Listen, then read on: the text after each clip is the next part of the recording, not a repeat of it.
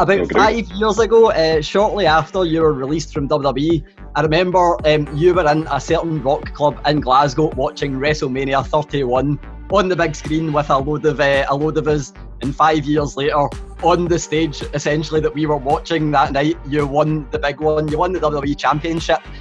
But my favourite thing about the Drew McIntyre that we're seeing right now is how much freedom you seem to have. It seems like it's just you going out there. I don't know if it's a compliment or an insult, but it seems like you're just going out there and naturally being yourself. Who is to thank for that? Have you got, what kind of influences likes of Paul Heyman, Triple H or Vince McMahon had on that? Or is it just all you being yourself? I mean, inevitably, it comes down to Vince McMahon being, cool with everything, and if it's working, he's going to be cool with it. I think like a Paul Heyman knows exactly who I am, what I'm capable of, and what I was doing outside of the company, and was maybe looking for that opportunity to let me be myself, to allow Mr. McMahon to see that.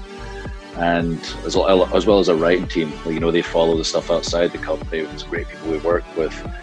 But that's the cool thing about right now, aside watching the WrestleMania in the Cat House all those years ago and actually being in the main event. WrestleMania is pretty crazy. But yeah, I can't pinpoint it exactly, but Paul Heyman reminded me recently that there was a particular promo I did. There was a dark match after Raw had finished. It was a cage match. He basically said, go buy some time. I went out, sat in the barricade, and I was just myself. I was Drew Galloway. I interacted with the crowd, and I remember fans stopping and turning around and walking back down because I was just having fun, being silly, being the real Drew, being sarcastic, telling jokes that aren't funny half the time. And that's the real me. But when the bell rings, they always know I'm going to kick butt. And I guess that's part of my charm, is that I'm a bit goofy and a bit silly at times. But when it comes down to it, I will kick your butt. And I've got a relatable story. So it is really cool to be the real me. And like you say, if you looked at the pieces of paper that say words on them before I go out there, I'd be shocked if you found 4 that actually come out on television. Because I just speak right from the heart. It comes from Drew. I am Drew. I know Drew because I'm the real Drew, and I get that guidance from people around me to keep bringing the world Drew, and hopefully it resonates with everybody. Excellent. I had a little two-parter here that hopefully leads on a little bit from the last one, but ends on a nice note. So we did speak about, there's kind of 2 pandemics at the moment, if you will. There's a mental health one going on as well. We've noticed that quite harshly in the wrestling world this past week. The tragic passing of Hana Kimura. Even closer to WWE, Alexa Bliss has had some pretty horrible comments this week.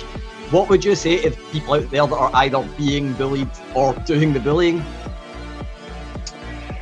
I mean, there are so many, scenarios and situations around the world that are incredibly upsetting.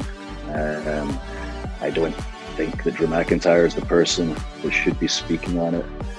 I think you should just ask yourself, would I like it if somebody said that to me? It's as simple as that.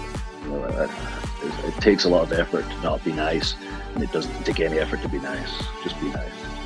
Excellent. That's the reason I asked that, is obviously because you mentioned it before, so close to your on-screen role in terms of your off-screen role and just who you are as a person. Leading on from that, the one person I wanted to ask you about was someone who opened up to the world shortly after being released, and it's Drake Maverick. What do you think about what's going on with him right now in his WWE journey? It's the real Drake Maverick. That's the real spud. He's very, very passionate about this industry, much like myself. He's always wanted to do. He's gave his entire life to it. Again, in the situation that he was in, he just put his heart in his sleeve and told the world, I'm still going to keep doing this. He would, and he'd be successful wherever he went. But he's so capable of multiple different roles, not just in the ring. Like, he's so talented when it comes to his mind. He could be writing the show, he could be helping with characters, he can be on the show, he can be a manager. He's so multi-talented, and I do think going off of the storyline which he created himself, he will be around, and he's going to have a long future here, and not just on camera but off camera too.